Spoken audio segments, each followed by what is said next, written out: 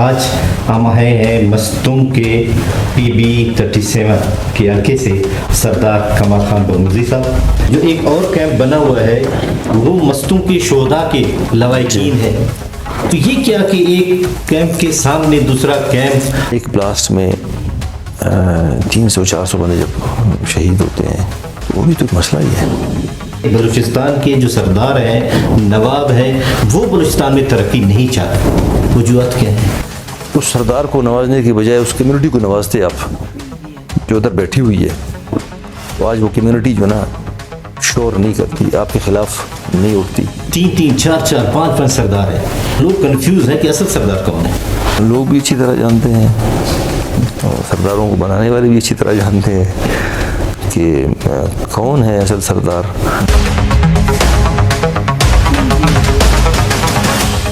علیکم ناظرین, آپ کو معلوم ہے کہ الیکشن کی گہما گہمی اختر نظر آ رہی ہے اور ہر حلقے کے جو کینڈیڈیٹس ہیں وہ اپنے ووٹرز کے طرف جا رہے ہیں, جلسے منعقد ہو رہے ہیں اور اس حوالے سے ہر کینڈیڈیٹ اپنے ووٹرز کو اپنے پروگرام کے حوالے سے باقاعدہ جلسے کر رہا ہے.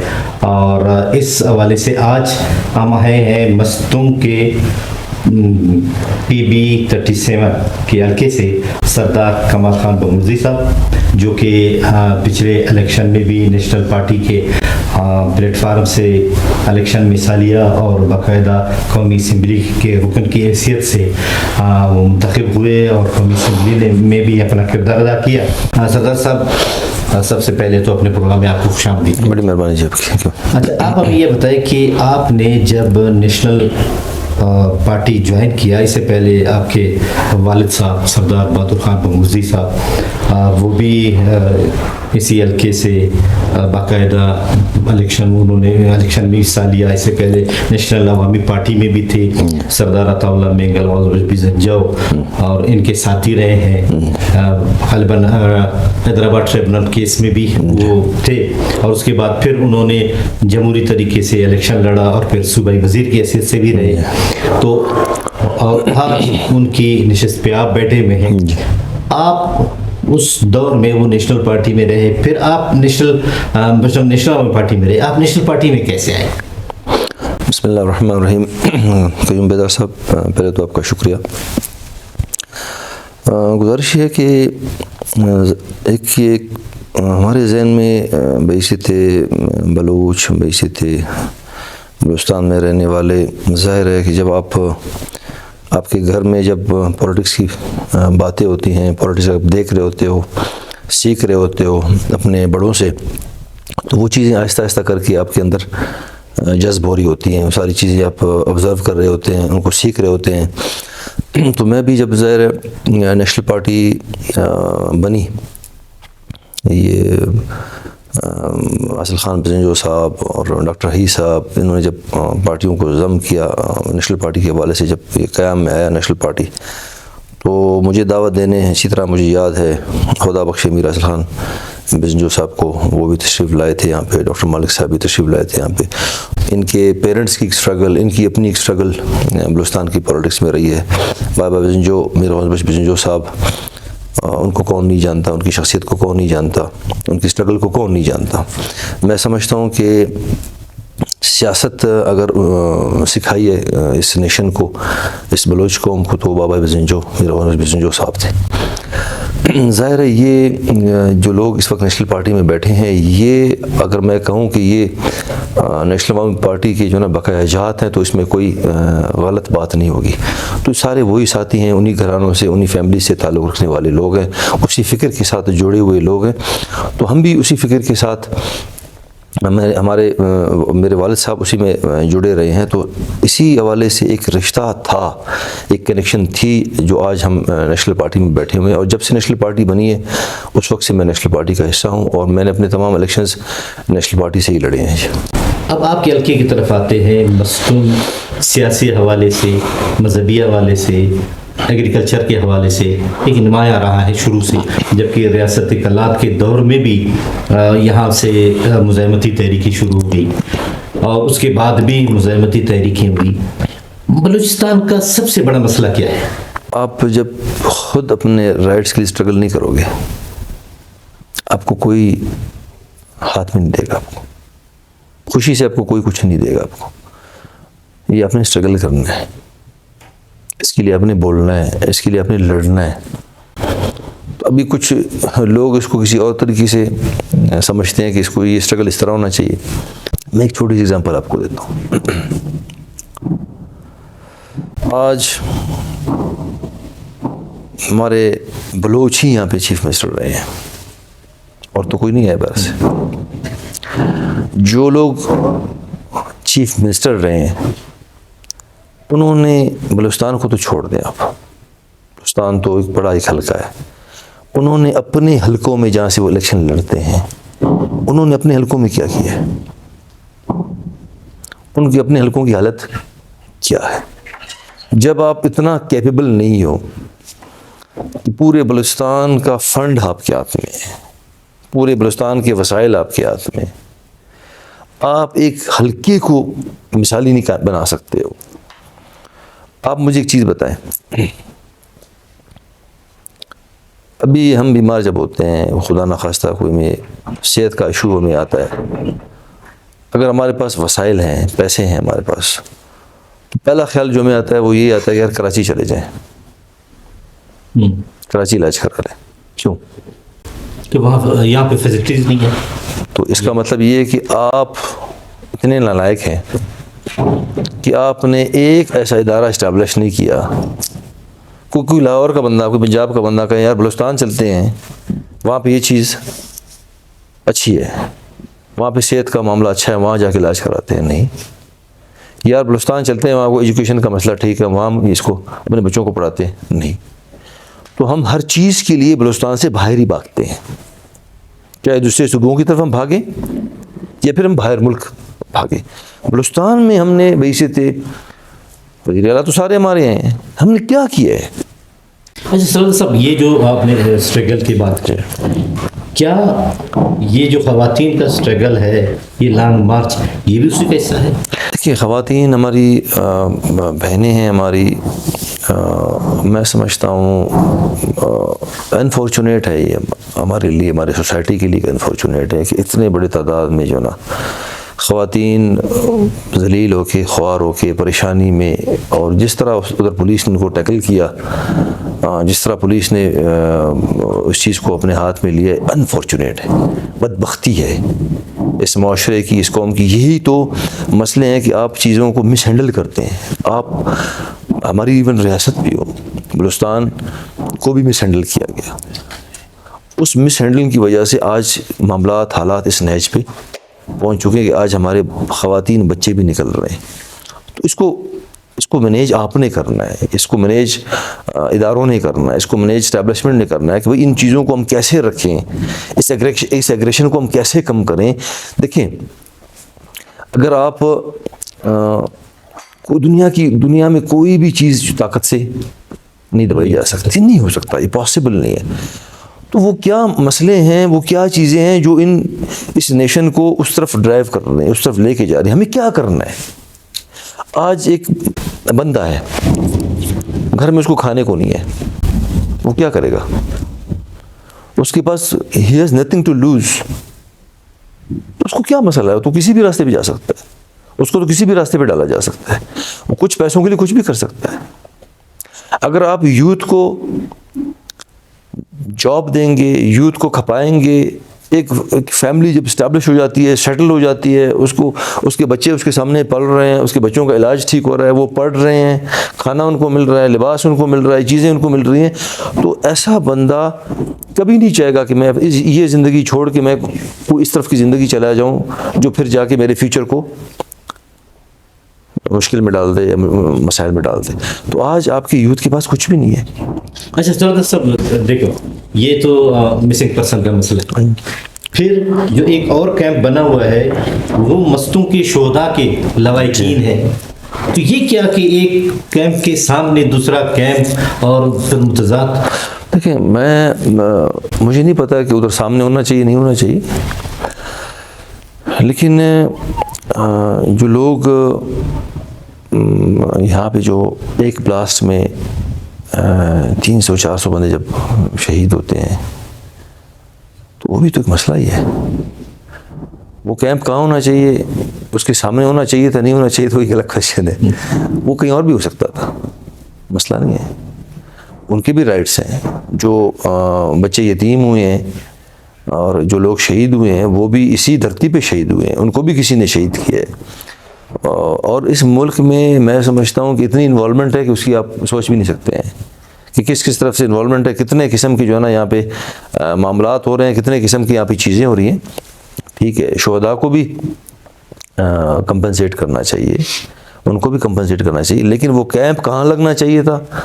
آیا اس کیمپ کو ادھر جا کے اس کے سامنے لگنا چاہیے تھا؟ اس سے میں تھوڑا سا اتفاق نہیں کروں گا. لیکن ادھر ان کے سامنے جا کے اس کیمپ کو نہیں لگانا چاہیے تھا, کہیں اور لگ سکتا تھا یہ کیمپ. ہاں, ان کے بھی رائٹس ہیں, ان کا بھی حق ہے جو شہید ہوئے ہیں, جو 400 بندے اکٹھے شہید ہوئے ہیں. یہ عید میلاد النبی پہ اتنے مبارک دن پہ کہ آقا دو عالم صلی اللہ علیہ وسلم کی جو ہے نا حوالے سے وہ پروگرام رکھا گیا تھا, ان کی ولادت کے حوالے سے, تو اس پروگرام میں بلاسٹ ہونا تصور سے باہر چیز ہے. وہ کوئی سوچ نہیں سکتا ہے کہ کوئی بدبخت اس موقع پہ بھی جو ہے نا یہ چیز کر سکتا ہے. کوئی 70-75 کے قریب لوگ شہید ہوئے, تو ان اسٹیٹ رسپانسبل ہے, اسٹیٹ رسپانسبل ہے اس کے لیے. جب آپ سیکیورٹی پرووائڈ نہیں کر سکتے, اس کے لیے رسپانسبلٹی اسٹیٹ کی ہے. لیکن یہ چیزیں ہمارے ہیں, ہو رہی ہیں, تو وہ بھی ہمارے سوسائٹی کے لوگ ہیں جو شہید ہو رہے ہیں, مر رہے ہیں, وہ بھی ہمارے سوسائٹی کے لوگ ہیں. صدر صاحب, ایک تاثر یہ پایا جاتا ہے کہ جو بلوچ ہیں وہ پنجابیوں کے خلاف ہیں. ٹھیک ہے, اب وہ عام پنجابی ہے یا اسٹیبلش ہے یا جو بھی ہے, وہ ایک اور الگ بحث ہے. لیکن پنجاب میں یا دیگر صوبوں میں اور خاص کر پنجاب میں یہ تاثر پایا جاتا ہے کہ بلوچستان کے جو سردار ہیں, نواب ہیں, وہ بلوچستان میں ترقی نہیں چاہتے. وجوہات کیا ہیں؟ دیکھیں, ایک چیز بیدار صاحب, بہت ساری چیزیں ہیں. وہ کہتے ہیں نا لب کشائی جو ہے نا, وہ تھوڑا سا میں میڈیا کو تھوڑا سا اس لیے اوائڈ کرتا ہوں کہ بہت سارے دل کی چیزیں ہوتی ہیں, انسان ان کو شیئر کرتا ہے تو بہت سارے لوگوں کو یہ چیزیں ہضم نہیں ہوتی ہیں. اگر آپ ایک سردار کو اگر آپ نے امپاور کیا ہے نا, اس کو بھی ریاست نے امپاور کیا ہے. ایک سردار کو آپ نے نوازا ہے نا, اس کو آپ ریاست نے ہی نوازا ہے. اس سردار کو نوازنے کی بجائے اس کمیونٹی کو نوازتے آپ جو ادھر بیٹھی ہوئی ہے, تو آج وہ کمیونٹی جو نا شور نہیں کرتی, آپ کے خلاف نہیں اٹھتی. ایک علاقہ ہے, جو ایک حلقہ ہے نا, اس کے وہ اسٹیکس, اس میں جو لوگ رہتے ہیں وہ ہیں اس کے اسٹیک ہولڈر. ایک سردار اس کا اسٹیک ہولڈر نہیں ہے.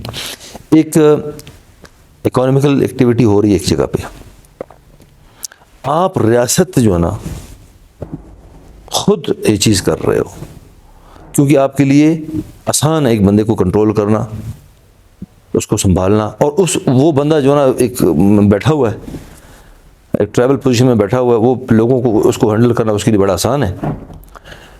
اگر آپ ریاست, ایک چھوٹی سی ایگزامپل میں آپ کو دیتا ہوں, ڈیرہ بگٹی آج کیا ہے وہاں پہ؟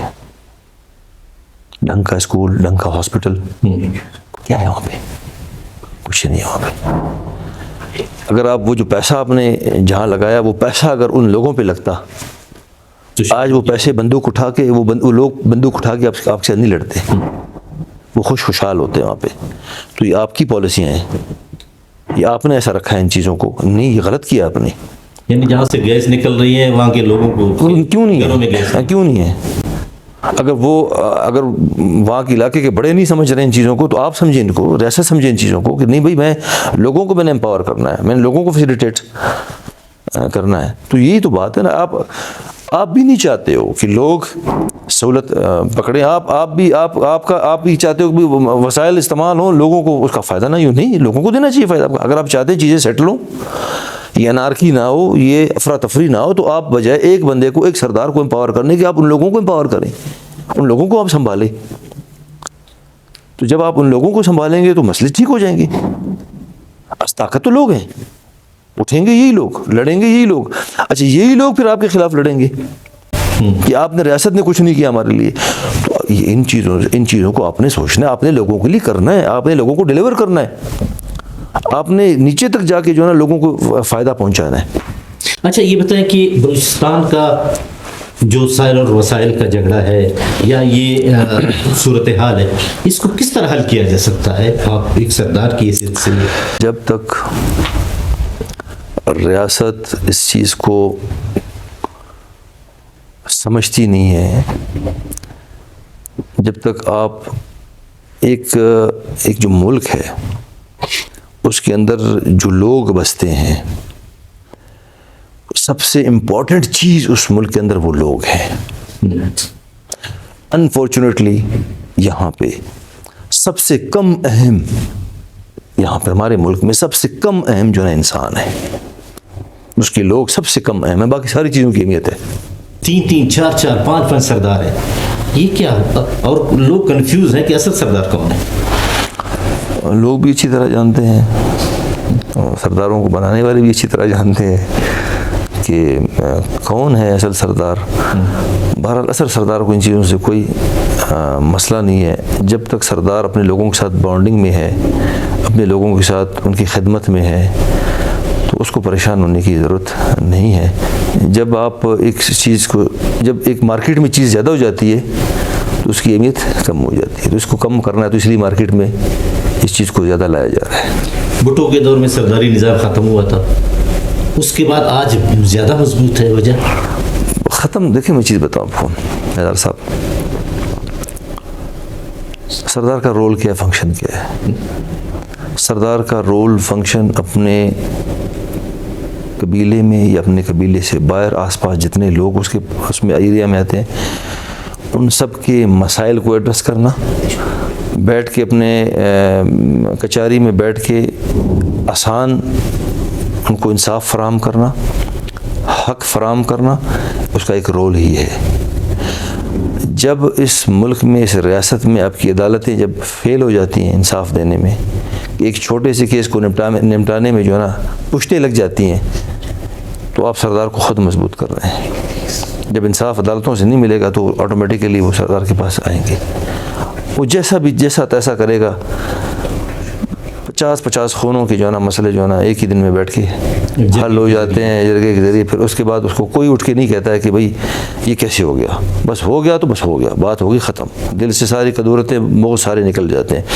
جو اس سسٹم میں جو مضبوطی ہے نا، وہ آپ کے اس نظام میں نہیں ہے جو آپ نے بنایا یا انگریزوں نے بنایا ہے۔ جب تک وہ نظام عدل و انصاف کے حوالے سے ہیں تو مسلمان، ہم تو کلمہ گو ہیں، لیکن عدل انصاف کے حوالے سے آپ پیچھے سے گنے جاتے ہیں، آگے سے نہیں کاؤنٹ ہوتے ہیں کہ آپ عدل کے انصاف کے نمبر 1 پہ، نمبر 2، نمبر 3 نہیں، آپ پیچھے سے گنے جاتے ہیں، پیچھے سے آپ 160ویں نمبر پہ ہیں، پتہ نہیں 170ویں نمبر پہ آپ بھائی اس مسلمان ملک، کلمہ گو ملک، جو جن کا جنت جہنم پہ کوئی بلیف نہیں ہے، وہ نمبر 1 پہ انصاف پرووائڈ کر رہے ہیں لوگوں کو۔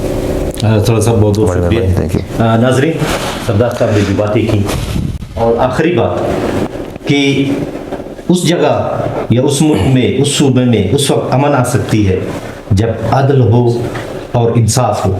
جب عدل ہوگا، انصاف ہوگا، مسائل حل ہوں گے، ہر ایک کو اس کا رائٹ ملے گا، تو پھر اس طرح کے واقعات نہیں ہوں گے، نہ لانگ مارچ ہوگا، نہ نعرے بازی ہوگی، ریاست کو سب قبول کریں گے۔